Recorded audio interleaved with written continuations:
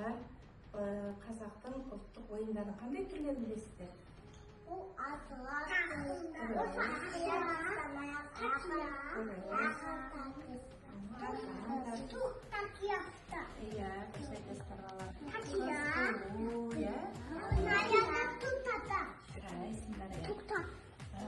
Қараңдаршы, менің қолымда әдемі қызыл дорба бар екен. Бұл дорбаның ішінде балалар асықтар бар екен.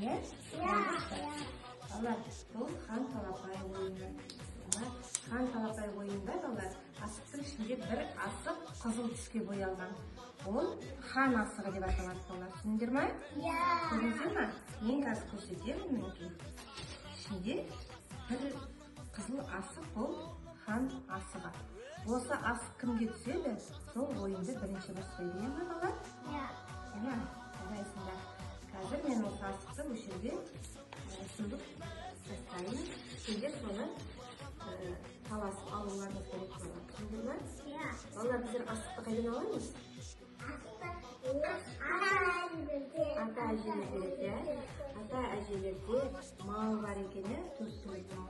Бұл асық деген балалар 4 түлік малдың ішіндегі қойдан алған екен. Қойдың асық жілігін тазалап, көрдіңіздер ме?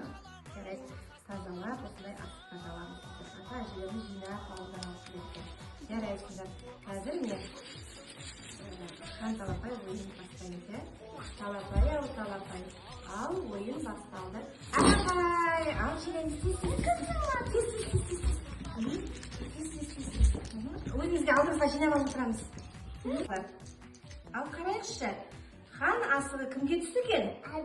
Әділге түскен екен балалар, қараңдар. Әділ ойынды бірінші болып бастайды балалар, түсіндіңдер ме? Ал балалар, қараңдаршы, қолдарымызда асықты. Кімнің қолында асық көп екен, көрейікші? Кімнің қолында асық көп, қараңдаршы? Алдиярдың қолында асық көп екен, балалар? Қазір біздер сол асықтарымызды балалар, мына алдымызда тұрған текшеге жинаймыз, текшелеп, ойынды бірінші бізде әділ бастайды екен. Жайлап тұрады.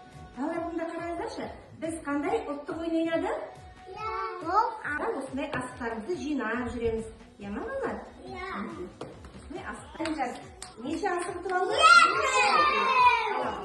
2 асығымды аламыз. Ой, жарайды.